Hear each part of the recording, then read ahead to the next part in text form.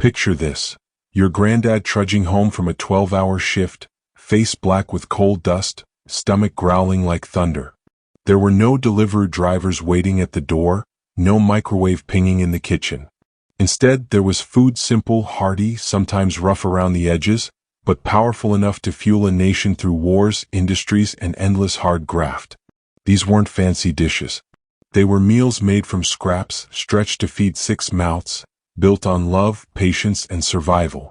And yet, they're still some of the tastiest, most comforting foods Britain has ever known. Here are 15 meals our grandparents ate to survive, and why many of us still eat them today. 1. Shepherd's pie. At first glance, it was nothing glamorous. Just yesterday's dried mutton, some onions, and a heap of tired vegetables. But when minced together and tucked beneath a thick blanket of mashed potato, magic happened. That potato wasn't decoration. It was insulation, keeping the dish hot for hours in a house without central heating. Slow cooking broke down the toughest cuts into rich, gelatin-filled gravy, while the vegetables added a sweetness that fresh produce often lacked. The top crisped golden in the oven, making it irresistible. It was 1 pan, 6 bellies filled, 0 waste. Today it's a Sunday comfort food, but back then it was life itself. 2. Toad in the hole. How do 3 skinny sausages feed an entire family? The answer: Yorkshire pudding batter. Flour, eggs, milk, the cheapest ingredients transformed in a blazing hot oven. When cold batter hit sizzling sausage fat, it puffed up 4 times its size, turning 3 sausages into a feast for 8. Children thought they were eating like kings, even though the cost was pennies. Each crispy edge soaked up the fat, and the soft center was more filling than bread. It wasn't just clever cooking, it was survival disguised as a treat. 3. Lancashire Hotpot. If any dish tells the story of industrial Britain, it's this one. Wives prepped it before dawn, layering scraps of lamb, onions, and potatoes in a pot. They left it at the local bakery, where the residual oven heat would do the work while they endured 12-hour shifts at the mill. By evening, the bottom potatoes had absorbed every drop of lamb juice, turning silky and rich. The onions melted into a sweet jammy layer. The meat, once tough and unwanted, fell from the bone. The top crisped into golden perfection. For pennies they came home to comfort in a pot, hot and waiting. 4. Steak and kidney pie. The wealthy may have sneered at organ meats, but the poor knew their value.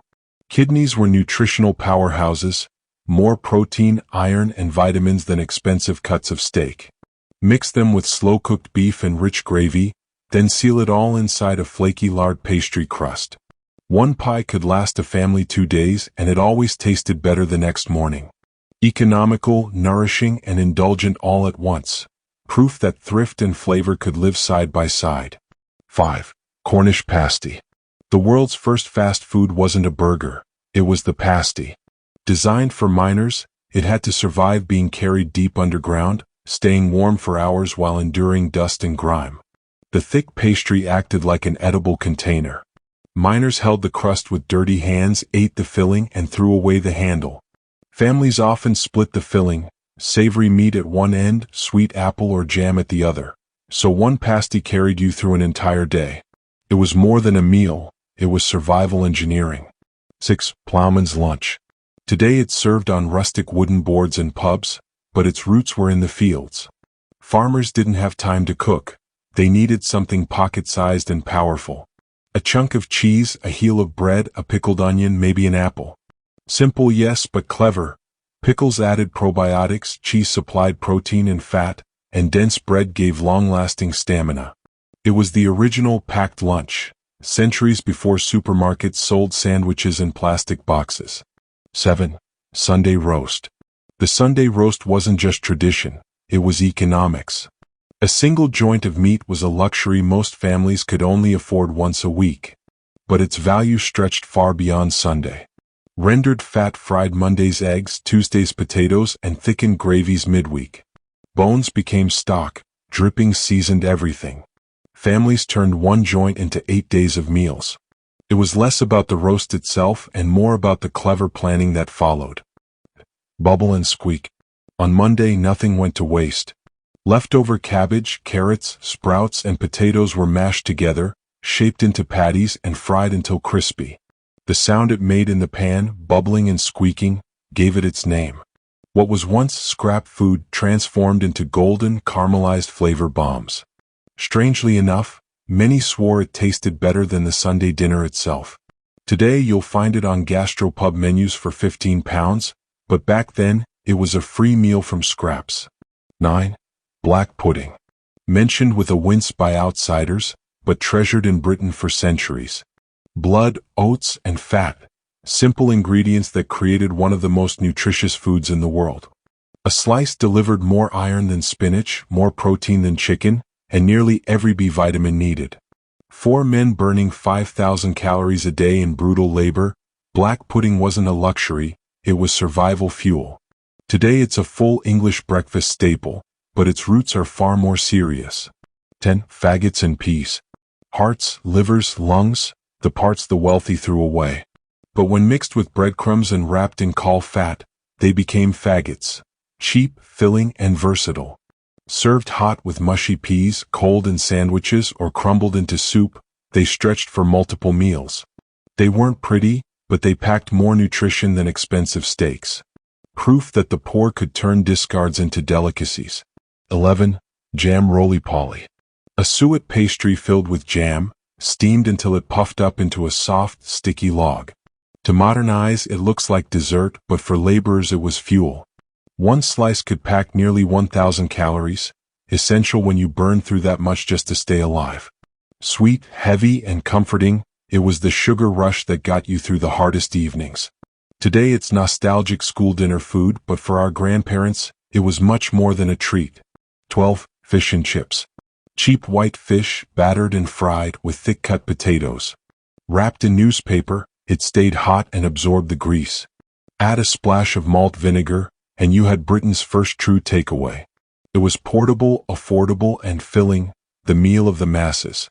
While today fish and chips can cost a small fortune, back then it was the working-class luxury that made Friday nights worth waiting for. 13. Bangers and mash. Wartime sausages earned their name by exploding in pans from water content. Half bread, half fat, barely meat, but served with creamy mash and onion gravy, they became pure comfort. Onions caramelized in sausage drippings turned cheap fillers into a dish still beloved today. 14. Spotted dick. A steamed suet pudding studded with currants. High energy, dense, and long-lasting. Steaming required only boiling water and patience. Families shared it for 2 meals, fueling bodies through days of relentless labor. Despite the jokes about its name, it was survival food disguised as dessert. 15. Welsh Rarebit. Not cheese on toast, alchemy. Cheese melted with mustard and beer, poured over bread, then grilled until golden. Mustard cut through fat, beer deepened flavor, bread turned into a filling main. One slice could out-protein a modern takeaway. Pure pub comfort born from thrift. 16. Bread and dripping. Not every meal needed meat or even vegetables. Sometimes all you had was bread, but if you saved the dripping from Sunday's roast, you had gold. Thick, crusty bread spread with beef fat and a pinch of salt tasted like heaven to hungry workers. The jelly layer at the bottom of the dripping jar was spread on toast for breakfast, while the fat itself fried potatoes and eggs through the week. Today, chefs would call it nose-to-tail sustainability.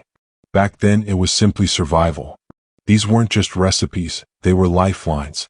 Meals that stretched scraps, squeezed every drop of flavor from fat and bone, and gave strength to men and women who worked harder than we can imagine today.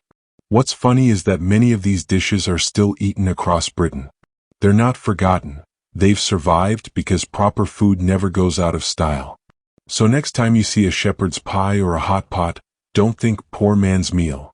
Think of it as the food that built a nation. If you loved this trip down memory lane, give this video a like, share it with someone who still makes these dishes, and subscribe for more stories where history and food taste better together.